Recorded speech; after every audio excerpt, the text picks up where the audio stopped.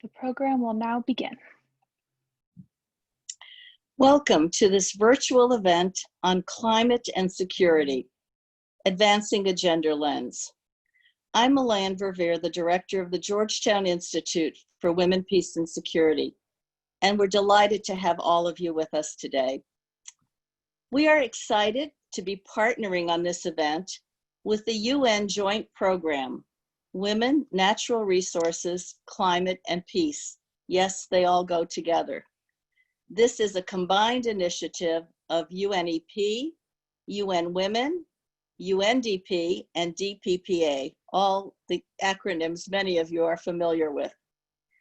The initiative has a very important mission, namely to overcome the siloed approaches that we too often operate in to the detriment of the goals we all seek to achieve, and instead to bridge the divides between peace and security, human rights, and development. Today's conversation also marks the launch of two new reports. The first report is a Georgetown Institute for Women, Peace, and Security report on women building resilient cities in the context of climate change. And these are lessons from Sierra Leone, and it was led by our fellow at the university, Molly Kellogg. The research examines women's contributions to resilience building through local government and provides policy and practice recommendations. And to that end, one of our panelists today is the mayor of Freetown in Sierra Leone. I would like to thank the Laudato Si Fund at Georgetown for making this research possible. Also launching today is the UN Joint Program Report on Gender, Climate, and Security, Sustaining Inclusive Peace on the Front Lines of Climate Change. The aim of this groundbreaking policy report is to spotlight evidence from the ground up to policymakers and donors at the national and global levels to ensure that gender considerations are fully on the agenda in ongoing policy debates and in the investments that are made in the security dimensions of climate change. This report features 11 evidence-based case studies, including the research on local governance from Sierra Leone. And both reports will be available on the Georgetown Institute website following this program. There are more than 1,200 participants joining us for this conversation. You are from 115 countries. I couldn't begin to track all of the time zones, but we're delighted that you are with us. A special welcome to each of you and to the many ambassadors who are joining, heads of multilateral organizations and agencies, and leaders from many, many grassroots women's organizations. We completely recognize and respect the extraordinary work that each of you does in this critical area. We know for progress to come on climate change, we need action at the top and we need action at the grassroots level. It will require all of us in this concerted effort to accelerate the efforts that need to be made. One more logistical note before we move to our speakers. We have already received many pre-submitted questions from our audience members. You also have the chance to submit questions to the speakers throughout this discussion. Please submit your questions using the Q&A feature at the bottom of your screen. Merely note your name and organization and to whom your question is directed. The conversation is being recorded and will be accessible on our website under events.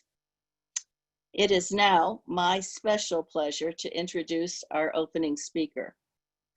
Perhaps she needs no introduction to many of you, but let me just say that Mary Robinson is the former President of Ireland, the first woman to hold that position. And she is the current chair of the Elders, a group of senior global leaders, the names of which you would all recognize, who are working for peace, justice, and human rights around the globe. And she told me just before we came on air that they are releasing a new podcast with former President Ellen Johnson Sirleaf today on women's leadership in Africa. Mary has contributed to a better world in so many ways. Let me just mention that she was the UN High Commissioner for Human Rights. She was the envoy to the Great Lakes, the first female UN envoy serving as a mediator, and the UN Special Envoy on Climate Change.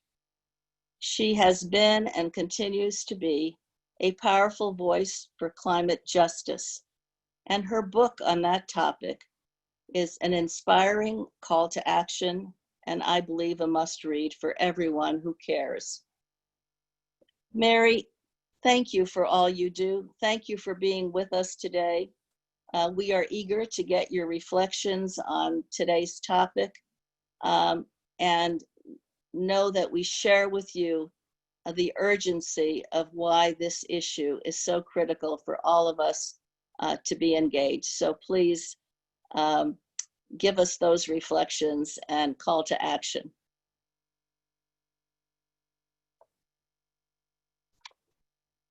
Am I unmuted? Unmuted, okay. Thank you so much for those kind words, and I'm truly delighted to take part in this important high-level virtual discussion on gender, climate, and security. And I'm also delighted to regroup with you, Milan, and with the Georgetown Institute for Women, Peace and Security. We've had many outings together, physically and now virtually, and it's always good to rejoin. And I'm also very pleased that we're joined with the UN joint response, a joint program on women, natural resources, climate and peace, which, as you said, brings together so many of the key UN agencies. And we've apparently got a great audience, which is really important. And I'm sure there's a lot of expertise in that audience on our theme of climate and security, advancing a gender lens. I'm so pleased, Milan, that for reasons that I will spell out, that we're launching these two reports today, because that's what we've lacked. We've lacked the evidence base. We've lacked the good practices, the stories, the noting of the role that women play in all kinds of ways, and yet it's very often just not recorded. And that has been something that, you know, has meant that it's been difficult to speak to the importance of women's voice on the ground, because we don't see enough evidence of it in reports, in case studies, in data, and in follow-up. So let me just refer briefly to my own experience, which you just mentioned, because I think it's relevant. In March 2013, I was appointed the UN Special Envoy above the Secretary General for the Great Lakes of Africa and the Democratic Republic of Congo. And I was told by Ban Ki-moon at the time that he was very pleased to appoint me because I was the first woman at such a senior level in mediation, in a mediation role in the UN. So I was very keen, I was dead keen to ensure that the gender issues and women's voices would be front and center. The focus of the framework that I worked to was on addressing conflict in the Great Lakes through the Peace, Security and Cooperation Framework for the Democratic Republic of the Congo and the region. But of course, I was also president of my foundation on climate justice at the time, and I was determined that we needed to link both of them, but in a way, how to do it. And I called the framework a framework of hope, and said I wanted to reach out particularly to civil society, and in particular to women's groups and to young people. And despite my strong motivation, it was extremely difficult. I was working with 13 heads of state, all of them men, and with 4 institutions, the UN, the UA, the Great Lakes Organization itself, and SADC for the southern states, and very male leadership and environment there. And I insisted on meeting civil society wherever I went in various cities. And that was important, but I also found that when you had women and men together, the men tended to voice far more. There were some superb women, but by and large, it was the men who tended to speak. So I found it necessary to meet women separately. And quite honestly, I remember a couple of times in Goma, because there wasn't much space, throwing out the men so that I could talk to the women. And of course, then you would hear about the level of sexual violence, the suffering, and the incredible ability and determination and resilience of these women. So with the help of Binta Diop, who at the time had her mandate for the African Union Commission on Women, Peace and Security, we formed a platform of women's groups from the four core countries, from the DRC itself, Rwanda, Uganda, and Burundi. And the objective was to work on a number of issues, 4 issues, one of which was, in fact, climate and environment. And we involved the ministers of gender of the 4 countries. And it was actually quite interesting because they hadn't known each other. They hadn't had an opportunity to meet properly. And I found them at the meeting, the first meeting we convened, they were in a huddle together talking. And I wondered and they were looking at me very suspiciously. And I discovered what they were talking about is a suspicion about this UN envoy who seemed to have plans for their territory that they weren't sure of. But we became friends and we all worked together on that. And indeed, you participated in a conference in Galway, in University College Galway, with your institute in a way that was very helpful, based on a study that you had done. Of course, in July 2014, Ban Ki-moon switched me to become his special envoy on climate change, leading up to the conference in Paris. And although, in many ways, that was my real passion, I did have strong withdrawal symptoms from my work as special envoy for the Great Lakes, because I felt I hadn't managed to get that voice and that sense of the importance of the gender dimensions into both the conflict and the climate that I brought into the picture, because that was what I was working on anyway. And so that's why I so much welcome both reports and the rich case studies contained in each, the study on Sierra Leone, but also the rich case studies in the GCS policy paper. As you know, Milan, because you were working with me on this, I worked hard in seeking to ensure that gender would become a strong issue in the UNFCCC and the climate conferences, and Rachel Kite was also involved in this. We formed in Cancun, the year after Copenhagen, a Troika Plus of women leaders on gender and climate. But we also had some men leaders involved in it, but we kept them in their place. It was meant to be a women leaders on gender and climate. And I know that we did contribute significantly towards the gender action plan that was adopted eventually. And one of the things we did also was we managed to get the women ministers who are members of this group to bring grassroots women, indigenous women, and young women into their delegations. And that meant they weren't out in the civil society zone where nobody goes who has any power. They were in the room.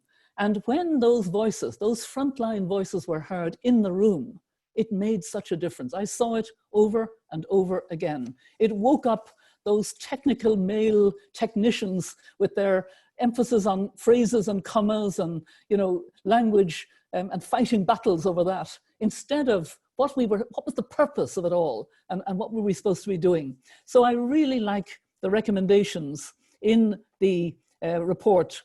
I like the reference, which is true, to the importance at national level of the gender action plans. I had worked with Binta Diop in a number of African contexts on national plans of action under Security Council Resolution 1325.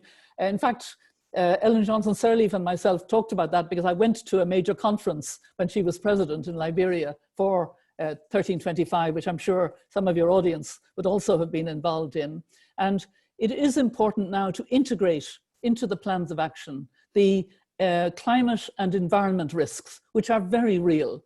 As is mentioned overall, again and again in the reports, climate change exacerbates these problems. And now COVID-19 has further exacerbated the inequalities that we're dealing with. So that would be very important. I like the idea of the intersectional gender analysis. One of the great feminist words is the intersectionality of all of these issues, from inequality, race, gender, poverty, being somebody who's a migrant or a refugee, being somebody with disabilities, being indigenous, just being on the margins. All of this connects, and there is a sense that COVID-19 is bringing this home even more so to us. The girls out of school in the developing world will probably not go back to school, and they will go into early child marriage far, far more than they were doing, because we were moving in the right direction. Those who are in oppressive, abusive households, the degree of domestic abuse, all of this is aggravated by the effects of COVID-19 in exacerbating, in the way that climate change also is a threat multiplier and exacerbator of existing issues like conflict and poverty. So it's really good to make that connection. And now I want to come to my recommendation. And it is based, frankly, on my experience with you, with Rachel and others, on the Troika Plus of women leaders on gender and climate. You have to have a sustained way of addressing these issues. You've got to keep on it year after year, and at the relevant event after event, not just a report. A report can be valuable, people can draw on it, but can also sit on shelves, as we know. So I'm recommending that out of this meeting, there be a decision to have a high-level women's meeting, women's group on gender, climate, and security, but also to have male members. And I'd like to volunteer one excellent member for the panel that will follow, the Foreign Minister of Finland, Pekka Haavisto. Finland has been very supportive of these issues, and it's good and important to have men, as long as they know their place. And I'm sure he does know his place, and he can come to that. But the point is, we need this for all of the significant meetings. This is the 20th anniversary of 1325. We're not able to mark that properly, but we will be marking it in some measure in October. It needs a high-level panel to be linking the climate, to be encouraging, and to be following up on the plans of action. I gather, you know, of the study of 80 plans of action, what was it, only 17 covered climate change. So there is a real need for a sustained, high-level monitoring body that can make sure that these issues are raised and followed through on. And so that would be my recommendation. I'm going to be staying for the whole program. I look forward very much to learning from the excellent panel and also from the discussion afterwards. So thank you, Milan. Thank you so much, Mary. Thank you for rooting those remarks, as you always do, in deep experience, both in this case in conflict-affected areas, as well as what you have consistently done in terms of your leadership on climate. You know, I often think when I listen to you that you not only talk the talk, but you walk the walk. And it is no surprise to me that you've just ended your remarks by giving us another action recommendation, and a really good one, because as you pointed out, 1325 now includes, based on Security Council action, includes climate, recognizing this linkage, and one that clearly we need to act on. So Mary, thank you for setting off this discussion and for rooting the report with the evidence and constructive recommendations that it contains to get us started in this discussion. And now to that male champion whom Mary referred to. We'll now turn to our panel, and specifically to the Foreign Minister of Finland, Pekka Haavisto. We are delighted to have you with us, Mr. Minister. You have twice before served as a minister, once for the environment and development, the first green minister in Europe. And I think that combination of the environment and development is clearly a winning combination. And also as Minister for Development and State Ownership. You've also been a special representative for the EU in Sudan and Darfur, and have led several missions in areas as the former chair of the UNEP's post-conflict work, understanding firsthand, as you do, this connection that Mary talked about between women, climate, and security. So let's begin by asking you about your experience, how your experience, particularly in mediation and conflict prevention in places like Darfur, Eritrea, Somalia. You've been there, you've negotiated there, you know how tough these issues are. But what is the connection of climate, in your experience, to these conflict dynamics that are going on? How is climate a threat to peace and security, if you will? And why, in that context, is a gender lens important? Thank you, Melana, and thank you for your kind words. And let me first appreciate our excellent cooperation between Georgetown Institute and yourself and Finland. We are all partners, and thank you for all your own efforts for these topics that you are leading and you mentioned. And also thank you, Mary, for your very interesting and kind words and sharing your experience with us. And my privilege to be online with you and also with Raquel and Yvonne. This excellent opportunity. Let me actually start with my work with the UNEP, and it was Klaus Töpfer time in UNEP. And as you all know, Klaus Töpfer, former minister from Germany, was a fighter for environmental issues, and he invited me on board 1999 during the Kosovo conflict to look what are the environmental consequences of Kosovo conflict, not only in Kosovo but in wider Balkan. And when we went there with our team to look, burning industrial sites and everything like that, and we were very concerned what is the quality of the water, what is the quality of the air in those areas where conflict has been taking place. The first reaction usually, not only by Kosovo authority, but Serbs and others who we met, was that, well, you can come and count the butterflies a little bit later. Here has been a war. So they somehow limited the environment very, very narrowly to biodiversity issues and others, and not to how to protect the livelihoods and how to protect villages, that people can go back and safely back to villages after using of all kinds of chemicals and hazardous materials in the war. And we always had to fight our way to address the real environmental concerns. And of course we added that already at the very early stage, the climate implications and even the climate implications of warfare and military industries and others. So we went quite far and even investigated issues like depleted uranium, which was with Kofi Annan and his support very difficult task, but he was also fighting for us that UN could do first ever field testing of this kind of different kind of weapons of warfare and how they have affected the environment. But that was my start, and then I worked in Liberia and Afghanistan and occupied Palestinian territories with same topic.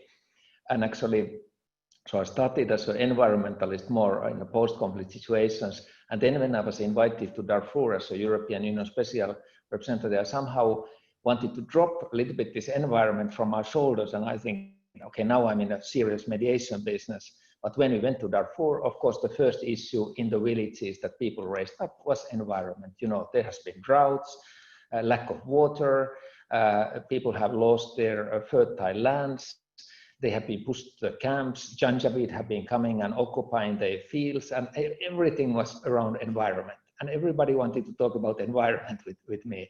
And actually, I also have to reflect to Afghanistan situation where environment was used even as a weapon in a warfare. They have been, blocking the streams and trying to prevent the water to run to the villages and things like that. So it's environment is everywhere. And of course, in Darfur, we could see the Sahara and the drought and all climate effects, very, very nasty effects to the villages there and so forth. And then when we combine to this the issue of women, actually it was, my first impression was very often in the villages, the men wanted revenge, you know, we want to fight back, we want to punish those who attacked us.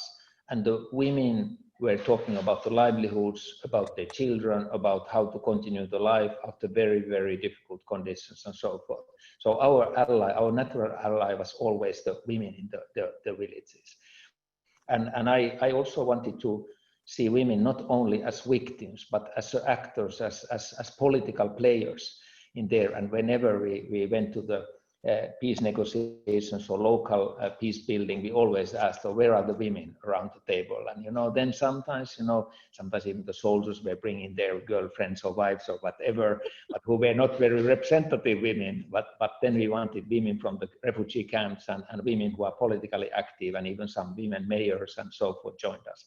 But of course, it is also an uphill battle, as you know, as women to come to this kind of male-dominated tables. And I remember some moment in Somalia, another territory, but when we organized where it was exactly that 50% men, 50% women around one table. And then after half an hour, the women came to us and say, it's a little bit uncomfortable for us to sit with men. So can we have two separate tables? So we had a women's table and a men's table, and I was pendling between two. So it's also a cultural, it's deeply a cultural issue, of course, and we have to change so many things. But I think this just paves the idea how important it is to have the women in the peace processes, women fighting for the environment and so forth. And maybe I want to finish my remarks with one experience which was very dramatic. Actually, I went to Honduras after killing of Berta Cáceres to follow the court case of Berta Cáceres. She was a very active environmentalist lady, killed for her environmental activities, and coming from the indigenous people. So minority of the minority, so to say, with the Lenca people. And it was a very, very touching to go to those villages where she has had her influence. Actually, one of the villages we visited where she was from, there were 200 people, men coming with the machetes, the knives, and ladies coming there. And they said, you know, finally you came. We have been waiting you for 10 years. And I said, well, but the murder of Berta Cáceres just happened, you know, some months ago. No, but we have been waiting somebody from the Western community to come here to look how is our life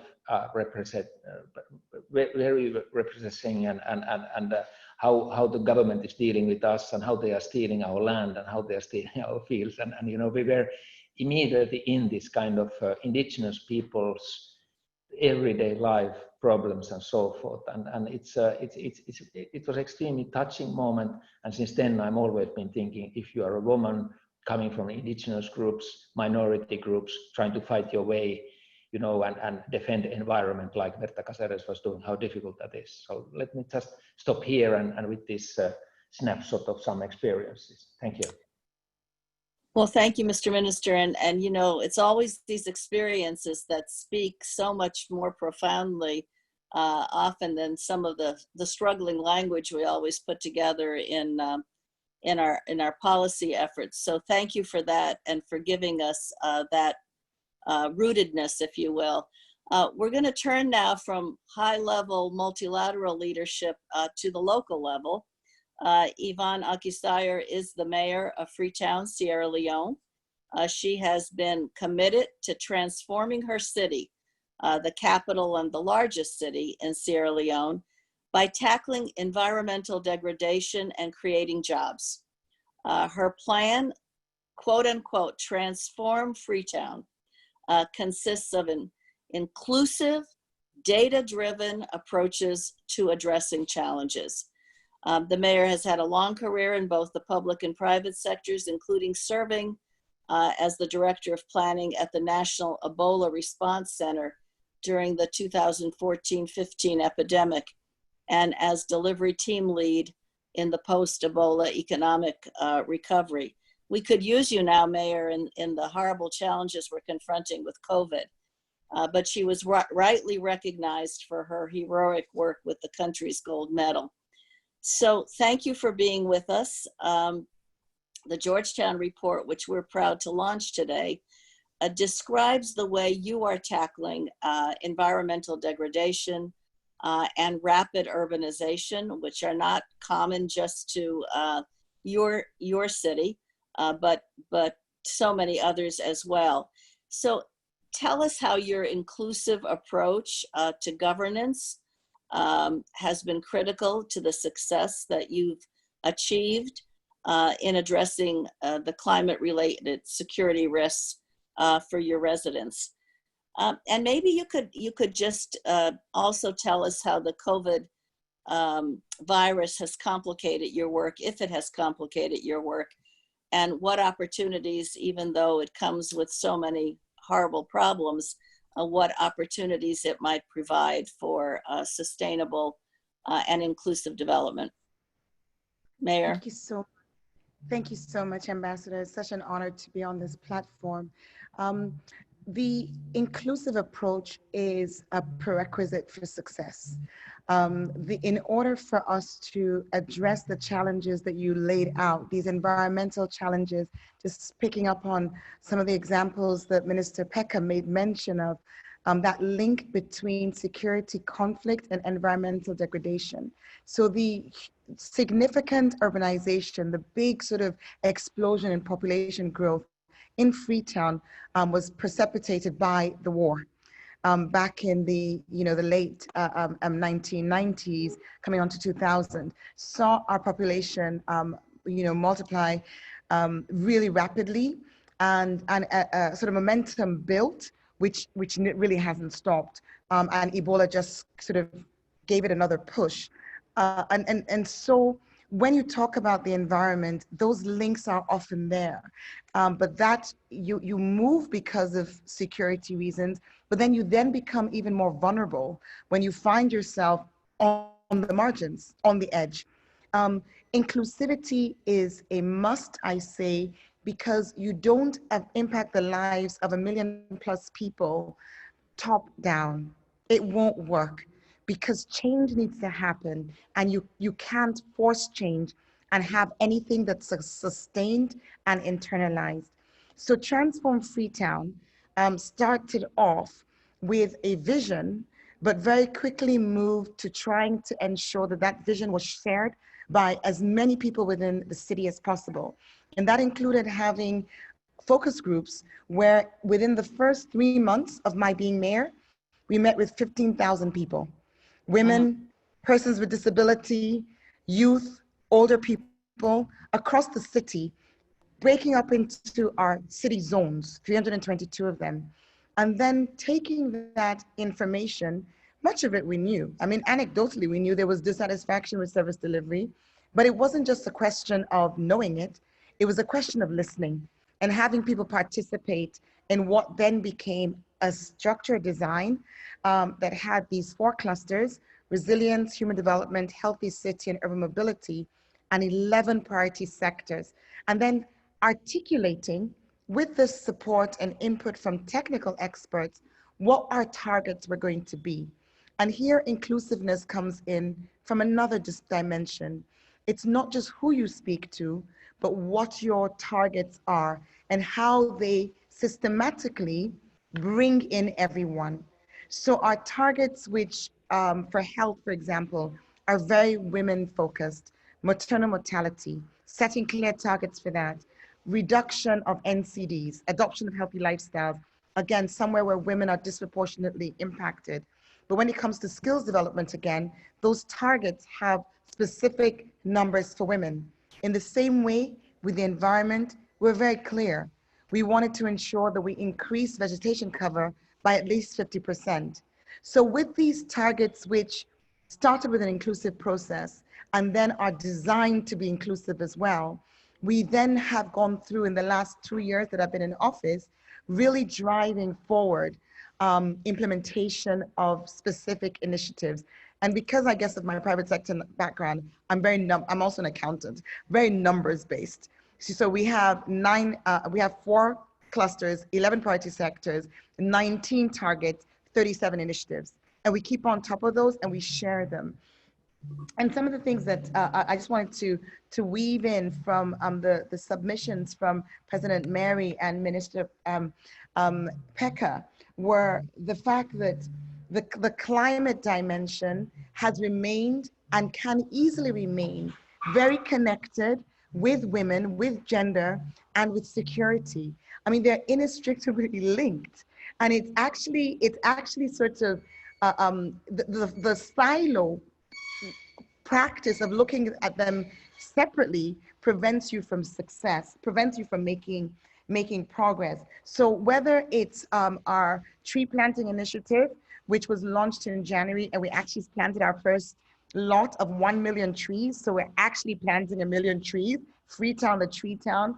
We planted those first trees on the 5th on World Environment Day, giving honor on that day to a woman who had died from COVID, a woman who had been a campaigner, an ambassador, a real promoter of women's rights, and who had actually been the MC when we launched our program for the tree planting, and then who was hit by COVID. So you asked me, how does COVID fit into all of this? It's impacting all of our lives. And women who are the most vulnerable when it comes to environmental disasters anyway, are again at the forefront of being hit by the impact of COVID. Somebody mentioned the increase in violence towards women. And in our COVID plan, our response and preparedness plan, as the city, we're not leading the COVID response. There's a government response that's doing that, but we are playing our role. We are looking at where we can support. And one of the things we're doing is with funding that we generously receive from the EU, we are providing support to the Aberdeen Women's Centre so that they have funding to respond to what we know will be an undoubtable rise in the number of women facing sexual violence and rape at a time when nerves are on edge, opportunities are more restricted, and this COVID crisis is on. I think I will just quickly mention a couple of other things as I close. And that's to say that our Transform Freetown agenda, in looking at those 11 priority sectors, ensures that every aspect of city life, of urban development is touched on. So informal settlements, they're also connected. Informal settlements, our slum communities are another place where women are very vulnerable, where because young girls find themselves in a setting where you're sleeping multiple families to a room, they again have that risk, which is exacerbated by them being out of school now, but which is often already there, of early marriage, or not even marriage, unfortunately, of rape and pregnancy, and losing out on the opportunities for future. So we are working on a program to provide 5,000 affordable homes, and we are currently working on 5 informal settlements where upgrades will mean changing those opportunities for women. There's so much to talk about, from our sanitation objectives to our urban mobility plans, which again are targeting women. But I think I'll just conclude by saying that COVID has shone a light on vulnerability. Water, access to water to wash your hands, being able to social distance when you're living in a place where density is just the order of the day. These things have come out more clearly, but it's also given us the support that we needed to accelerate some of our interventions that were already in the pipeline. So complex area, but very interconnected. And as I said when I started, if you're not inclusive, you can't win, because transforming Freetown needs every Freetonian to buy into the vision and to be part of the solution. Thank you. Thank you so much, Mayor, and thank you for those really concrete examples of how inextricably linked these elements are that we're discussing today. And I know that many of the things that you talked about are certainly ways in which others can learn from you, and we can scale up these kinds of good practices. We're going to complete our panel with Rachel Kite, the Dean of the Fletcher School of Law and Diplomacy at Tufts University. I might add that she's the first woman in that position.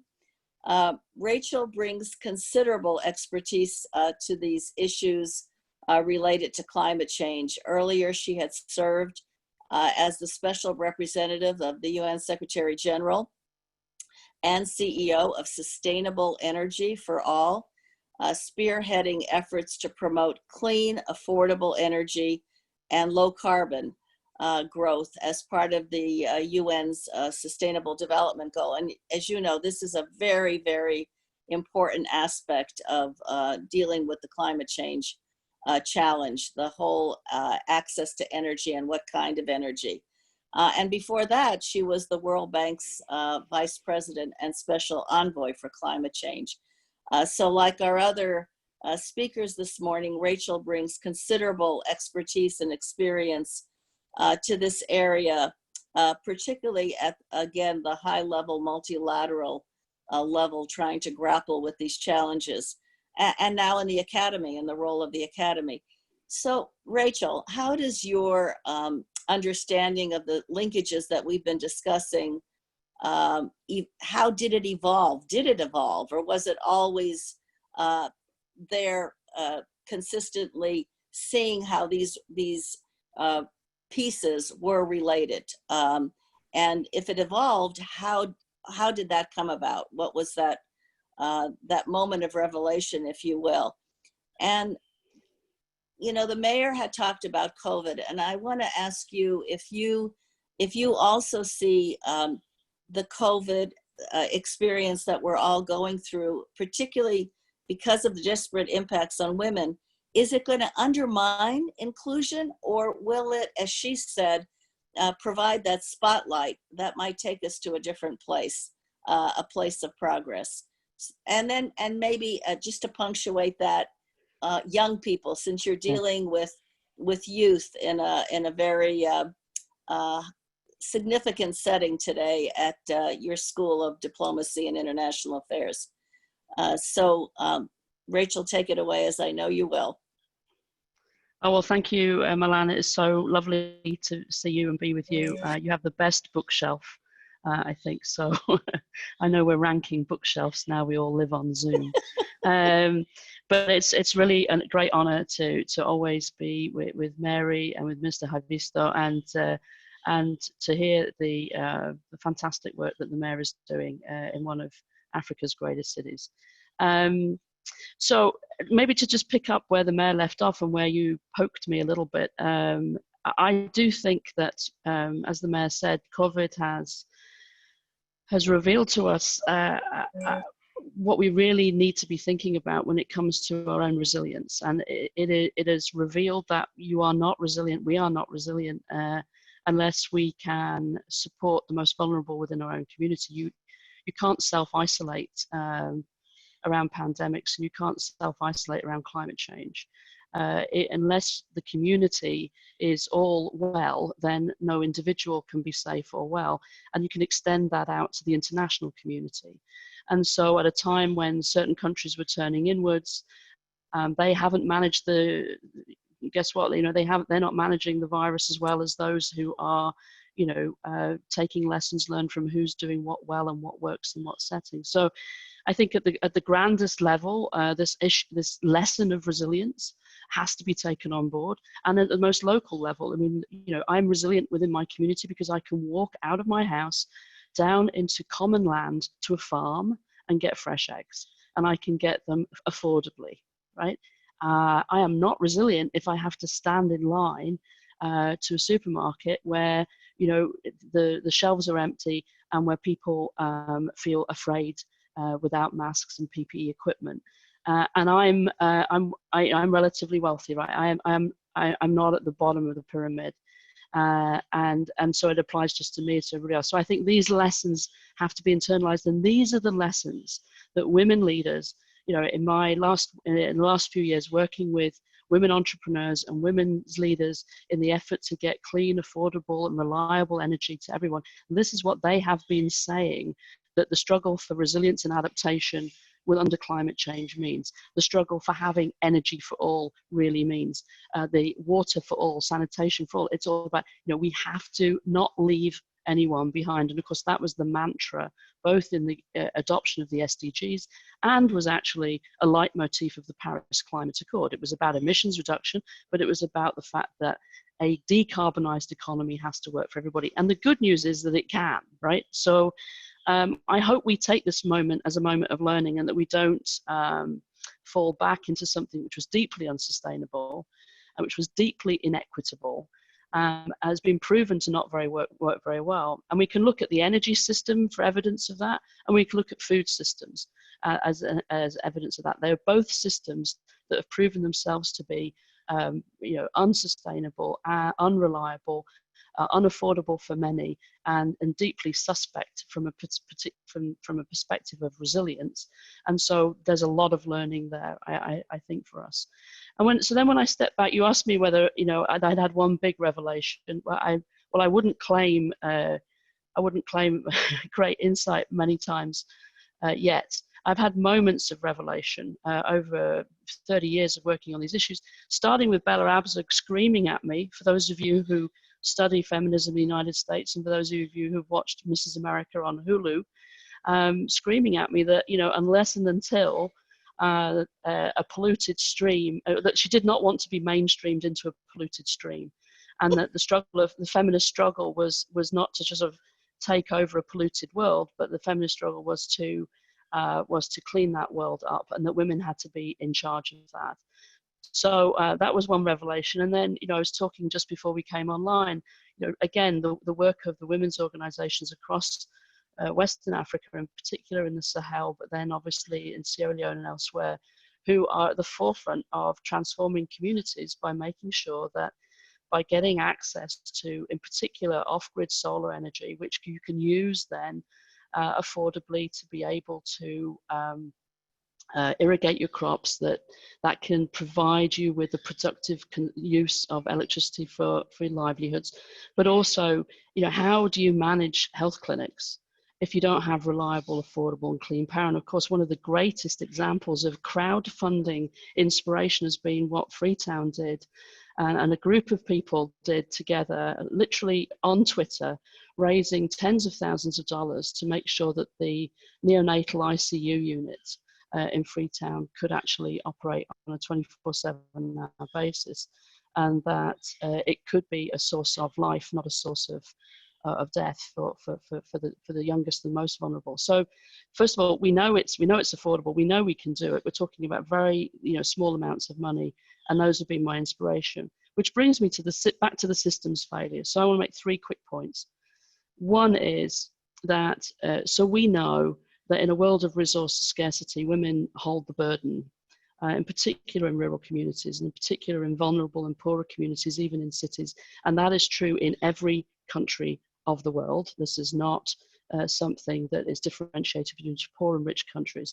We also know that the creative solutions are residing with women in those communities as well. And I can think of the environmental justice movement in this country, from Brooklyn Navy Yards through to West Harlem, down to what's happened in the Delta, and then across the rest of the world, Central America, West Africa, etc. So here we have resource scarcity made even worse by climate. So climate as the threat intensifier that Mary called it, with women as the most punished, but women actually with creative solutions. And we need the data and the evidence, and the reports help. But even when you've got the data and evidence, getting the world to actually move forward with something which is affordable, could have huge impact, is very difficult. Take 2 examples. Clean cooking. We have the data and evidence. There's details that we need, but we've had the data and evidence that 1/3 of the planet is imperiling their own health and the health of their children by having to cook using dirty cooking methods. And this is not anywhere near the top of the action agenda for most countries. Those countries who put it at the top of the agenda make very quick progress very quickly. So there is something systemic that doesn't work.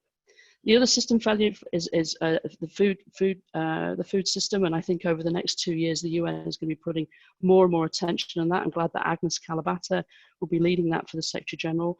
I won't say too much now, we don't have time, but watch that space. I think that I feel at Fletcher that I've got a real responsibility to make sure that research and scholarship is moving in the right direction, and we will be deepening and growing our postgraduate, a PhD and postgraduate program on gender security, where we also are looking at the issues of children, which I think goes hand in hand, but often is not sufficiently a focus of scholarship. And of course, famine, famine is a tool of war.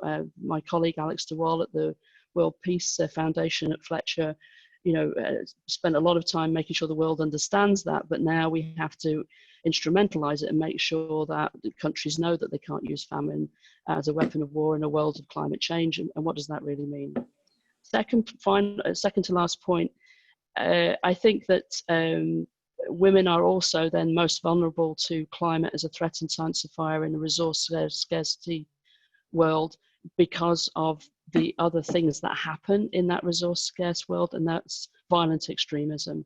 And Mary talked about Binta Diop, but the work that she's pioneered with the support of Amina Mohammed at the UN and under the leadership of the Swedes when they were on the Security Council, and still understanding this interplay between violent extremism, the rights of women, climate and security. This is very real, a very present danger in a number of key countries and only growing. And it's good to see the different agencies of the UN working together, because this is only going to get worse. And then the last thing is the question of leadership. And I think this is another COVID moment for me, because there is something called reciprocal vulnerability in leadership. And that is the ability to stand up in front of your people, whether you're the mayor, whether you're the national leader, whether you're the leader of a university, and say, you know what, I don't know everything, and I don't know all of the angles or all of the facets of this, but we are going to get through this together. And if you look at the women leaders that we have today and their ability to stand up and say, you know what, this is a new virus, this is a difficult disease, this is having repercussions that we can only begin to imagine. And I don't have the answer to everything, but we're going to get through this together. If you look at Jacinda Ardern, look at Mette Frederiksen, look at the Finnish government, and I could go on, look at the Vice President of Costa Rica. There is something, and I don't want to over dramatize, as we only need women to get us out of this problem, but there is something in the quality of a woman's leadership around this concept of reciprocal vulnerability, which is enormously powerful and appropriate for this time of pandemic and the compound crisis of the pandemic and climate. And so I think we need scaffolding around the existing system, because it's not fit for purpose, but it's the system we've got and it's got to help us through. And then we need scholarship on the future system we need to build. And that scholarship has to be, coming from women, coming from programs like yours. And then we do actually need women leading, because there is something about what they're doing which is working. Thank you so much, Rachel. Such deep perspectives and really solutions, things that we not only need to think about, but do in the process. We are very close to running out of time, and I know that we wanted to do another round on the way forward. We're going to take questions from the audience now, but maybe in those answers, to the extent that you want, you can add the perspective on ways to deal with the obstacles that continue to impede us from making progress in this area. So Ali, can you take us to the questions, please? Yeah, and I'm going to bundle them just by category here, since we have quite a few. We'll do one round of questions, and I'll put 3 in here. The first is on how we integrate this agenda into national policies. Specifically, only a few national action plans on WPS include substantial reference to climate. So what do we suggest as concrete action to better provide a connection there, and how do we better integrate gender into national policies? In that same vein, do you see climate change and gender action plans playing a bigger role here? The second question is specifically on the impact of displacement. What impacts of climate displacement on women should we be considering? What policies and interventions do you recommend be put in place to ensure their security? And a final question here on the role of the private sector. What role can corporations and these more private public sector partnerships play in securing gender justice and climate security? So in responding, just take any one of those that you want to add another dimension to. And Mary, can we start with you? If I could maybe take the first one about integrating in the plans of action. I think it helps if a country already has clear plans to address climate change. And you know, more and more countries are getting those plans, but it's not, in other words, we're in silos in countries as well. And there's quite a big silo between the climate action plan, if it exists, and a plan of action under the 1325. And as we saw, only 17 of the 80 that were studied actually had integrated climate. But it's easier to integrate if you have a clear climate action plan.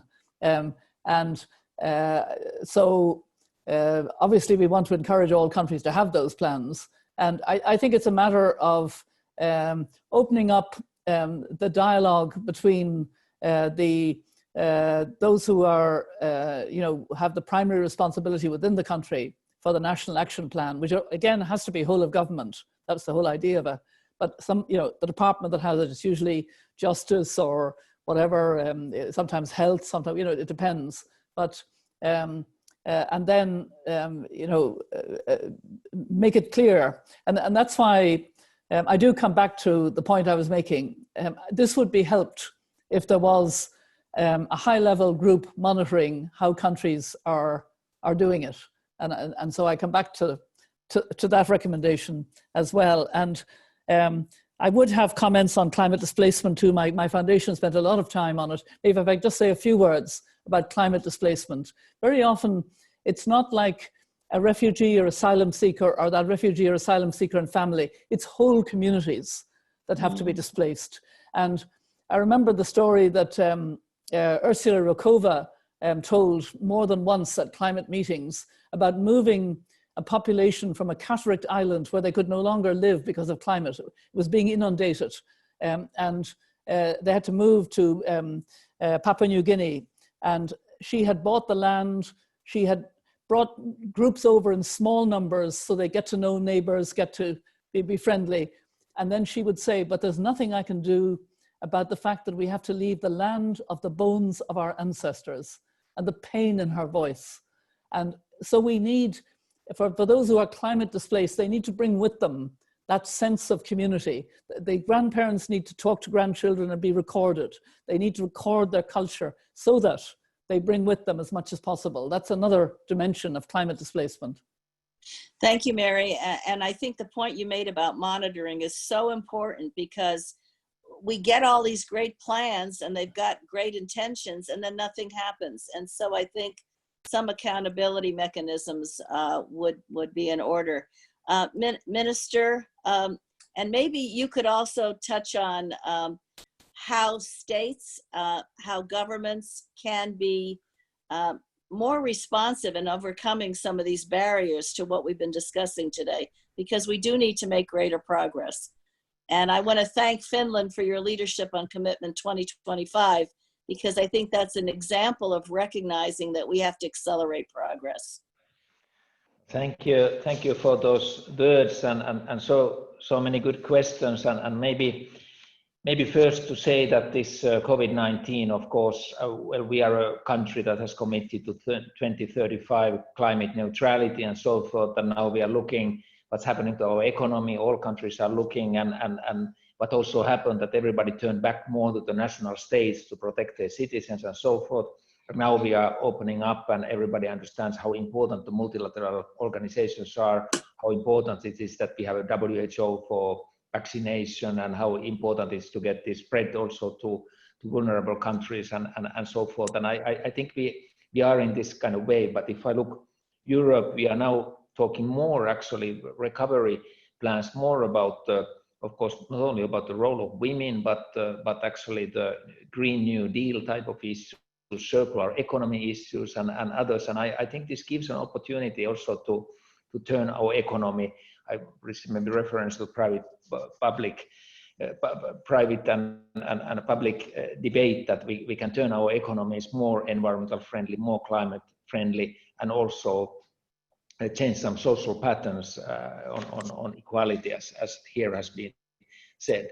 And then maybe let me also the issue of the displacement and most vulnerable groups. I want to raise the issue because I just met some Hazaras from Afghanistan who are demonstrating actually here in Helsinki today about what has happened to the refugees during the COVID-19 crisis on the border of Afghanistan, Iran, and even inside Iran and so forth. And when they were young Afghan ladies who told their stories about being a refugee, being neglected, not getting education, and all this, it's combining these issues of the human rights also to climate and role of women and so forth is most important. And maybe my last comment is that sometimes when we have been doing traditional development cooperation and have been saying that we want to support not only girls but handicapped people, or we have been supporting the School of the Blind children in Mogadishu, and then people ask, why do you support the most vulnerable groups? Because even not all those who are healthy are not getting this support. And then it's it's coming back to the basic human rights issues, which I know that Mary and others here have been working for the whole their life for this. But I think it is a very good reminder, this COVID-19 situation, that what are the human rights about, and what are particularly the rights of the girl and women in these circumstances. Thank you. Thank you for that, and the centrality of human rights in all of this discussion on every level. Mayor? Yes, I wanted to pick up on the point that was made about the national policies and actually say, let's talk about local policies.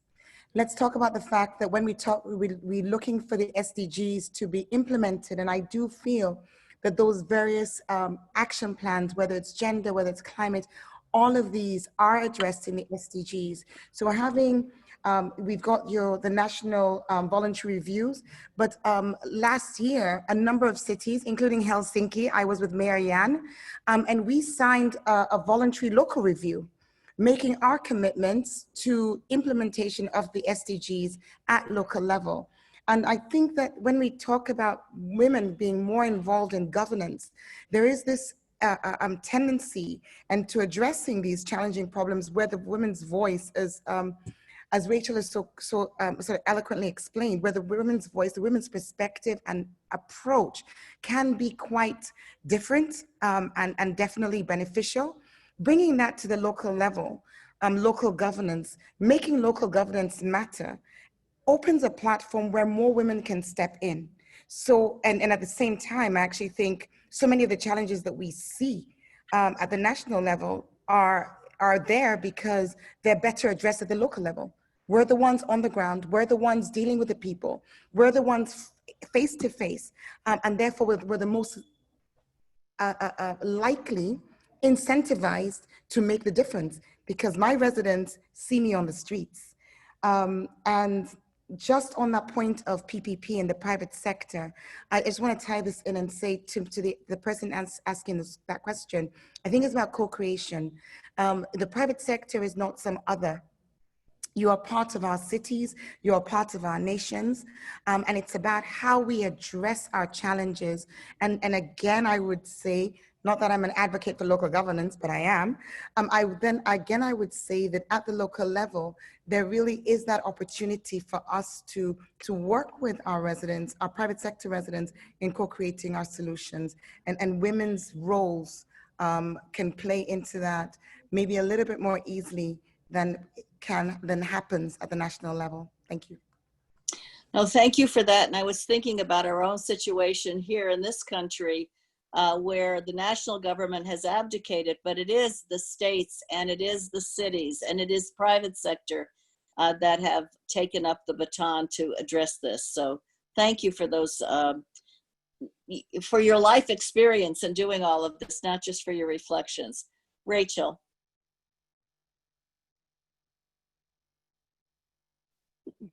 So I think we're in a moment, right? We have I talk about the grey rhinos. These are risks that are right in front of our nose that we choose, or our systems choose to sort of downplay or ignore. Climate change is a huge one. COVID, is another one. We knew that there were pandemic risks, and the governments weren't prepared. They weren't ready. They didn't listen to the data and the evidence. Inequality within countries and between countries is another one. And the IMF has been warning for over the last year and a half that inequality was actually going to be deeply destabilizing to individual. So here we are in a moment when these grey rhinos are now sitting in our lap. And so there's really a question of what are we going to do about it? And we can't go forward without really releasing the power of the leadership that we have within our communities. And if you take at the local level, like the mayor said, then doing everything you could support women's leadership there. One of the questions in the chat room was about women's leadership in the private sector. We know that firms that have more diverse management and more diverse boards do better for their shareholders and for their employees. And so it would seem to be a moment of embracing diversity again. And then, of course, at the international level, as I said, the international system is straining. It's not fit for purpose. It was designed, in the middle of the last century with certain goals in mind. It served us well. It's not what we need going forward, but we will need real leadership to redesign, reimagine, and build that. Angela Davis was on Channel 4 News in the UK a couple of days ago and said that she was excited in this moment of great pain in this country and pain around the world, that she was excited because she thought we had a possibility to reimagine justice. And all of Mary's work has been about reimagining justice. All of everybody's work on this panel is about reimagining justice. So I do hope that, yes, we're on a knife edge. We could flip back into a world that wasn't working for the planet and wasn't working for people. But I have to hope that there's enough leadership, especially within sort of male allies and within women, that we can actually flip into a more positive world and build something from the ground up and have an international system from the top down that works for the planet and works for everybody. Thanks so much, Rachel. This is indeed a moment. I hope we will seize this moment. I've heard human rights, justice, climate, gender equality, gender engagement, and security, of course. All of this comes together in the powerful way that all of you have contributed to this discussion.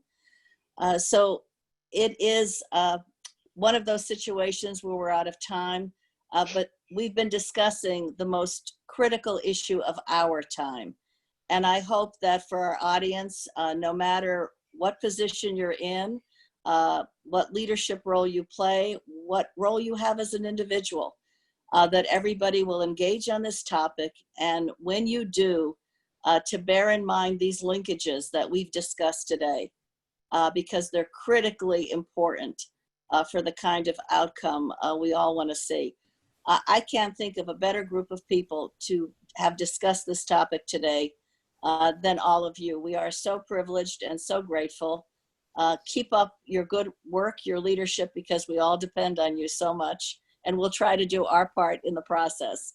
But thank you for being with us. Thank you for all you do. And to our audience, thank you for joining us and for all that you will do. Ever onward. Bye, everybody. Thank you, Milan. Well done. Thank you, Ali. Okay. Thank you. Thank you. Thank you, everyone. Bye-bye. No niin, suotetaan ennen kuin näkyy jotain väärää kohdassa. Näkyisikö?